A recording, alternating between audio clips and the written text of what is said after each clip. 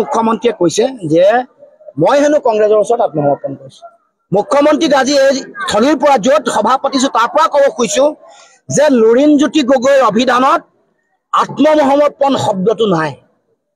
আপুনিহে বাৰে বাৰে বিভিন্ন সময়ত আত্মসমৰ্পণ আৰু বিশ্বাসঘাতকতা কৰি আহিছে।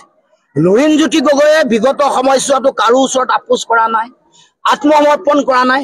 আহি থাকিব লগা দিনসমূহতো যেতিয়ালৈকে জীয়াই থাকিম না কাৰোবাৰ ওচৰত আত্মসমৰ্পণ কৰিম, না কাৰোবাৰ ওচৰত আঁঠু ল'ম, না কাৰোবাৰ ওচৰত আপোচ কৰিম।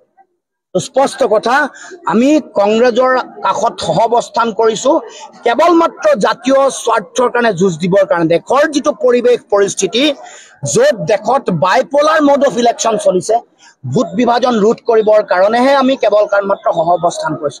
সেইকাৰণে মুকলিমূৰীয়াকে ক'ব পাৰো কংগ্ৰেছৰ লগত আমাৰ আদৰ্শৰ অমিল আছে, আমাৰ দৰ্শনৰ অমিল আছে।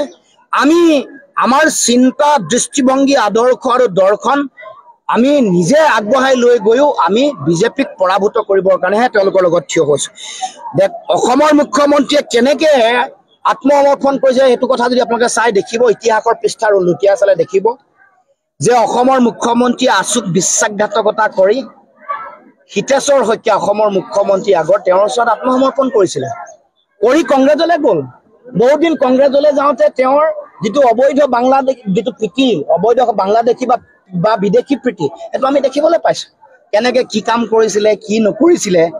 তাৰপিছত তেওঁ যেতিয়া হাৰদা লুই বাজাৰ কেলেংকাৰী তদন্তৰ গতি এটা লাভ কৰিলে, তেওঁ জেল যোৱাৰ, তিহাৰ জেললৈ যোৱাৰ পৰিৱেশ আহিলে, তেওঁ তাৎক্ষণিকভাৱে আত্মসমৰ্পণ কৰিলে। তেওঁ বিজেপি, RSS, ৰাম মাধৱৰ ওপৰত আত্মসমৰ্পণ কৰি বিজেপিলৈ দৌৰি দৌৰি গ'ল। তাৰ পাছত তেওঁ বিশ্বাসঘাতকতা আচুক কৰিছে, আলফাক কৰিছে, তেওঁ প্ৰথম গুৰু বিহু ফুকনক কৰিছে, প্ৰফুল্ল মহন্তক বিশ্বাসঘাতকতা কৰিছে, হিতেশ্বৰ শইকীয়াক কৰিছে, তৰুণ গগৈক কৰিছে, সিদ্ধাৰ্থ গোস্বামীক কৰিছে, ৰাম মাধৱক কৰিছে আৰু সৰ্বানন্দ সোণোৱালক কৰিছে। এইটো কথা মানুহে দেখিবলৈ বাকী নাই। দ্বিতীয় কথা, আৰু কেইটামান কথা, যদিও কথাবোৰ দীঘলীয়া হৈছে কৈ যাব খুজিছো। 3টা কথা কৈছে যে জাতিৰ কাৰণে যিবোৰ ভাল কাম কৰিছে সেইবোৰৰ বোলে প্ৰশংসা নকৰিলেও মই বাধা দিব নালাগে। দ্বিতীয় তেওঁ কৈছে যে মই হেনো লাজ পাব লাগে। তৃতীয় কথা, মোৰ হাও লাগিব বুলি কৈছে। আৰু চতুৰ্থ কথা, এফিডেভিট দিয়াৰ কথা।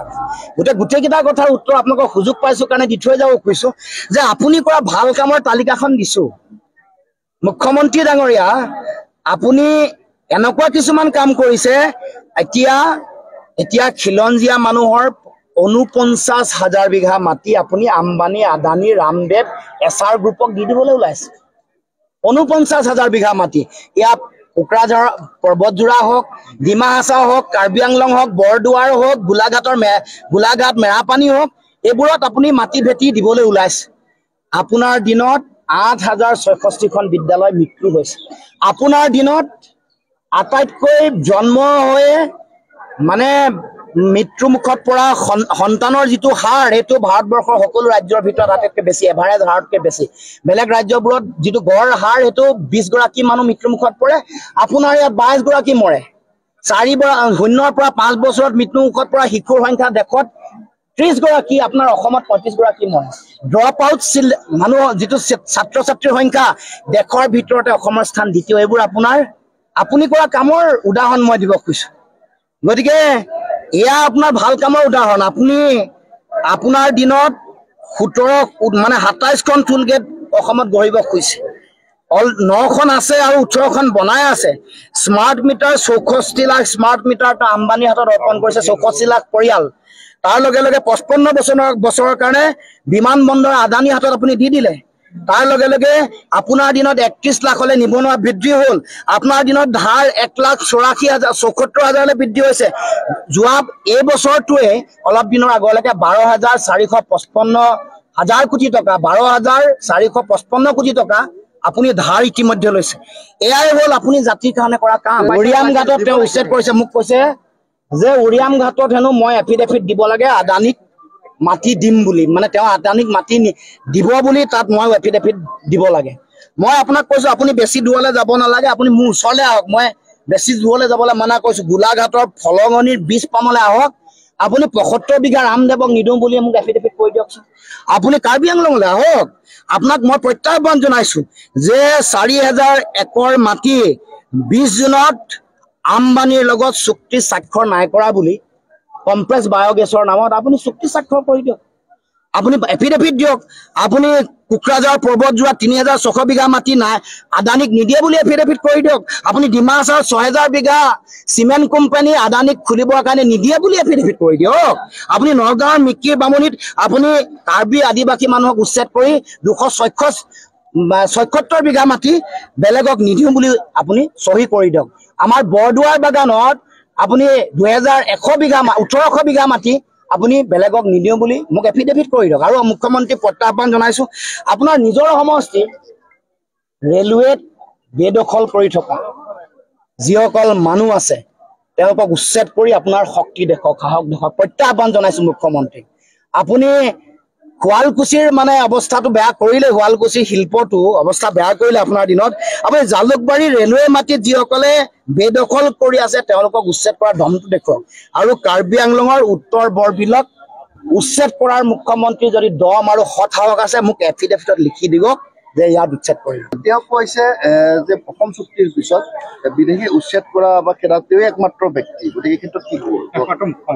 মুখ্যমন্ত্ৰী বিদেশী উচ্ছেদ যদি কৰিছে কিয় কৰায়ত্ব নাই কৰা? সেইটোৱে মৌলিক প্ৰশ্ন। কিয় মাটি দিছে? ধুবুৰীত উচ্ছেদ কৰা বিদেশীক ১ কঠা মাটি দিম বুলি কৈছে, ৫০,০০০ দিম বুলি কৈছে। আপোনালোকে সংবাদ মাধ্যমত বাতৰি পৰিৱেশন কৰিছে। গৰুখুটিত যিসকলক উচ্ছেদ কৰিছিলে তেওঁলোকক ১ বিঘাকে মাটি দিলে। ক'ত দিলে? গলগাঁৱত দিলে। কাজিৰঙাত যাক উচ্ছেদ কৰিছিলে তাক ১৪,৭২,০০,০০০ টকা দিলে। মই এইবোৰতো তথ্যৰ ওপৰত কৈছো। আৰু বটদ্ৰৱাত যাক উচ্ছেদ কৰিছিলে ৭ৰ পৰা ১২ লাখ নে ১৫ লাখ টকা দিলে। গতিকে এইবোৰ আপোনাৰ মোৰ টকা পইচা নহয়। গতিকে এই কথা, এই যে বিদেশী বুলি কৈ তেওঁ যে কৰায়ত্ব কৰা নাই, তেওঁ যে তেওঁলোকক বিতৰণ কৰা নাই, বিদেশীৰ ওচৰত আত্মসমৰ্পণ মুখ্যমন্ত্ৰীয়ে কৰিছে। বিদেশীৰ ভোট দৰকাৰ হৈছে সেইকাৰণে মাটি দিয়া আৰম্ভ কৰিছে। বিদেশীৰ ভোট দৰকাৰ হৈছে সেইকাৰণে তেওঁ এনেকে পইচা দিয়া আৰম্ভ কৰিছে। গতিকে মুখ্যমন্ত্ৰী মনত ৰাখিব, আপোনাৰ পত্নীয়ে যেনেকৈ ধন সোণ যেনেকৈ গ্ৰহণ কৰিছে, যেনেকৈ বাগান কিনিছে, যেনেকৈ ভিজিয়াৰ মাটি অধিগ্ৰহণ কৰিছে, যেনেকৈ মাটি কিনি আপুনি মানে আপোনাৰ ৰাষ্ট্ৰীয় মানে যিটো ঘাইপথ আগতে বেলেগ ফালে আছিলে আপোনালোকে টানি তাৰ কাষে আপোনাৰ মাটিৰ কাষেৰে ৰাষ্ট্ৰীয় ঘাইপথ লৈ যাব খুজিছে। এইবোৰ কথা মানুহে পাহৰি যোৱা নাই। ১৮ বছৰ নহওঁতে ১৭টা কোম্পানীৰ মালিক আপোনাৰ পুত্ৰ। এইবোৰেই আপোনাৰ কাম। এইবোৰ কামতহে আপুনি লাজ পাব লাগে। আপুনি লাজ কিয় পোৱা নাই মই বুজি পোৱা নাই।